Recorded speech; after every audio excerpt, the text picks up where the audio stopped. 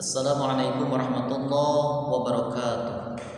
Hamdan wa syukran lillah, salatan wa salaman ala ibni abdillah wa ala alihi wa sahbihi wa mawala. Wa ba'd. Faqad qala Allah Ta'ala fi kitabihil karim wa huwa asdaqul qailin. A'udzu billahi minasy syaithanir rajim. Bismillahirrahmanirrahim. Yarfa'illahu alladhina amanu minkum walladhina utul ilma darajat.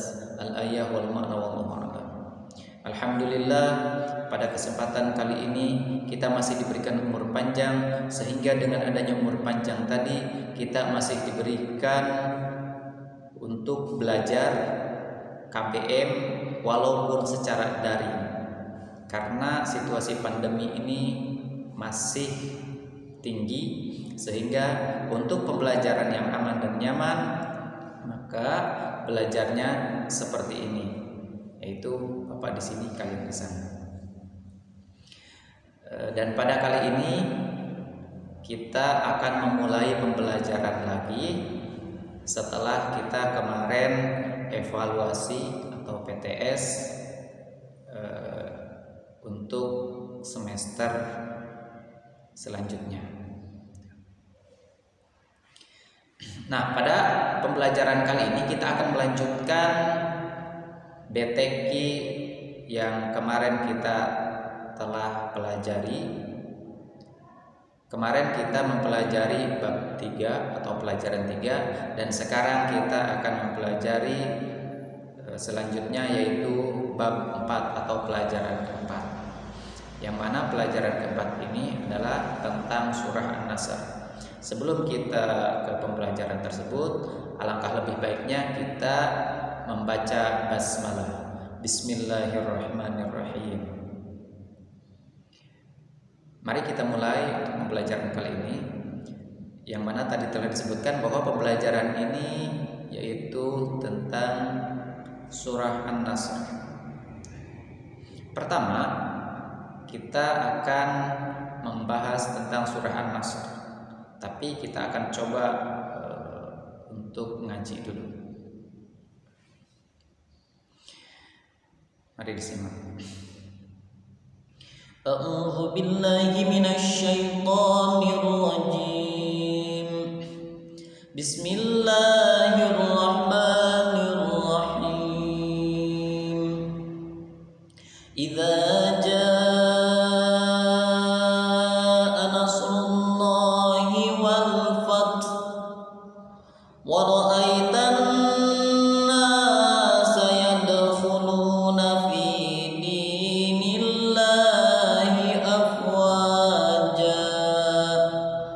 fasabbih bihamdi rabbika wastaghfir innahu kana tawwaba.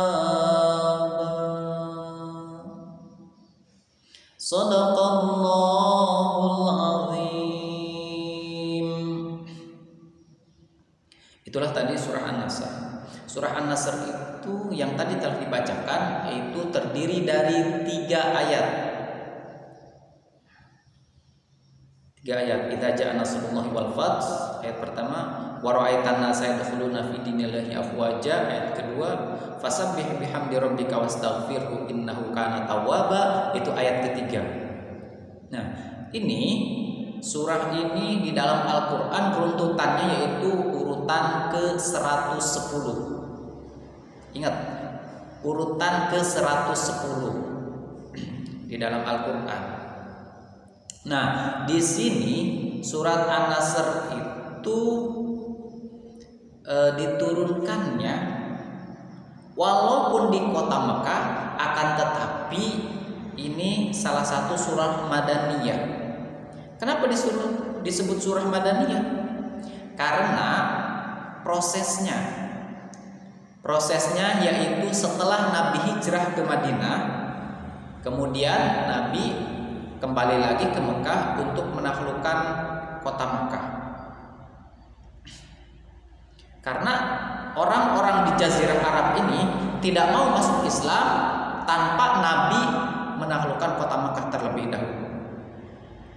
Dan itu salah satu terjadi setelah bentrokan antara perjanjian Hudaibiyah. Ada yang melanggar dari orang-orang Mekah yang bukan orang Islam, kemudian setelah melanggar membunuh sekitar 20 orang-orang Abu Sufyan dan juga pengikut Nabi. Maka dari itu Abu Sufyan mengadu kepada Nabi, sehingga setelah mengadu ternyata Nabi bernegosiasi dengan para sahabat dan Nabi berinisiatif untuk menaklukkan kota Mekah, dan itu pun perintah Allah. Setelah itu Nabi mengumpulkan seluruh orang-orang Islam yang ada di Madinah, dan terkumpullah sekitar 10.000 pasukan yang akan masuk ke kota Mekah. Untuk apa? Untuk menaklukkan kota Mekah. Kemudian Nabi mengirim surat ke penduduk-penduduk yang di sekitar kota Madinah yang sudah masuk Islam, dan mereka pun ikut sekitar 2.000 orang. Yang 10.000 orang langsung masuk ke kota Mekah. Sebelum masuk ke kota Mekah, karena Abu Sufyan tadinya belum masuk Islam, kemudian mengadu kepada Nabi gini. Akhirnya silahkan kamu masuk Islam. Kalau kamu masuk Islam nanti aman. Oke, Abu Sufyan sepakat masuk Islam. Nah, kemudian Nabi masuk dari atas, dan kemudian pasukan yang dipimpin oleh Khalid bin Walid yaitu mengepung dari bawah. Nah, kemudian setelah masuk, ternyata orang-orang Quraisy mengetahui, dan banyak orang-orang Quraisy yang melarikan diri lewat bawah. Akan tetapi karena bawah pun sudah dikepung oleh Khalid bin Walid, dan akhirnya mereka tertangkap, sehingga Nabi masuk ke kota Mekah tanpa adanya perlawanan. Nah, setelah itu terkuasailah Mekah, dan Nabi ke Ka'bah langsung, kemudian sholat. Setelah sholat langsung keluar lagi mengutarakan bagi penduduk Makkah yang masuk ke rumah Abu Sufyan, maka mereka akan aman. Bagi penduduk Makkah yang masuk ke Masjidil Haram, maka dia akan aman. Dan bagi penduduk Mekah yang menutup pintunya, maka dia akan aman. Akhirnya mereka, orang-orang Mekah, berpikir ternyata Nabi ini kesini bukan mau berperang, bukan mau menghancurkan kota Mekah, akan tetapi mau mendamaikan kota Mekah. Dan setelah berpikiran seperti itu, orang-orang Mekah pada keluar dari rumah, masuk, akhirnya ikut bersama Nabi. Dan Nabi di Ka'bah itu sambil menghancurkan patung-patung yang ada di sekitar Ka'bah, sehingga orang Islam di Mekah akhirnya semakin banyak, dan terkuasailah Mekah jadi orang-orang Islam pada waktu itu. Kemudian terdengar ke bagian Jazirah Arab. Akhirnya orang-orang yang ada di Jazirah Arab setelah mendengar itu pada masuk Islam juga. Makanya turunlah surah An-Nasr. Apa An-Nasr artinya? An-Nasr artinya pertolongan. Nabi ditolong oleh Allah, sehingga ketika Nabi memasuki kota Mekah tanpa adanya perlawanan apapun. Dan orang-orang Mekah bersedia masuk Islam berbondong-bondong tanpa ada paksaan. Karena mendengar Nabi bahasanya seperti itu. Yang masuk ke rumah Abu Sufyan, maka mereka akan aman. Yang masuk ke Masjidil Haram, mereka akan aman. Yang menutup pintunya rapat-rapat, maka mereka akan aman. Dengan hanya bahasa seperti itu, mereka berpikir, iya, Nabi itu salah satu Nabi yang membawa ajaran yang benar. Banyak akhirnya pada masuk Islam. Terkuasailah Islam menjadi menyeluruh, sehingga itu yang disebut dengan rahmatan lil alamin. Makanya turun surat ini, idza jaa nasrullahi wal fath.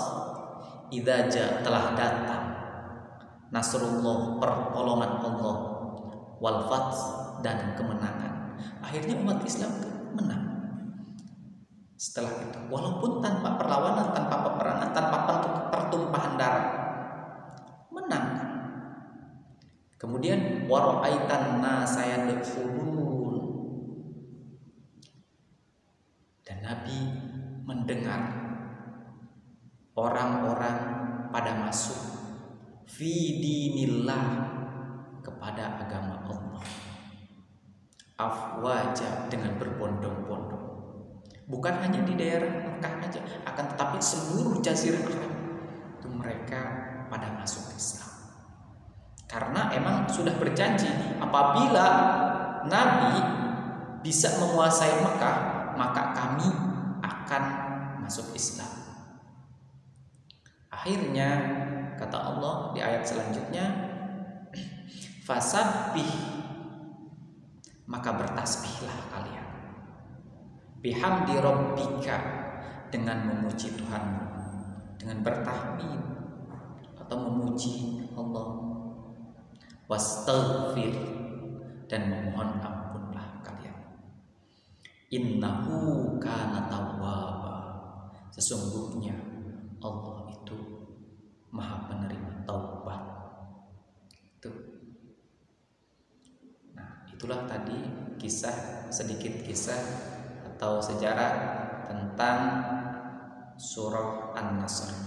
Mudah-mudahan bermanfaat, khususnya bagi diri Bapak pribadi, umumnya bagi anak-anak di rumah, dan bagi para pendengar video ini. Dan bagi yang lainnya, apabila ada kesalahan itu datangnya dari saya, dan apabila ada kebenaran itu datangnya dari Allah Subhanahu wa taala. Billahi taufiq wal hidayah wa ridwan wal inayah. Oh ya, untuk anak-anak nanti dikerjakan halaman 45. Kalau sudah nanti boleh dikirim. Oke. Mohon maaf. Billahi taufiq wal hidayah wa ridwan wal inayah. Assalamualaikum warahmatullahi wabarakatuh.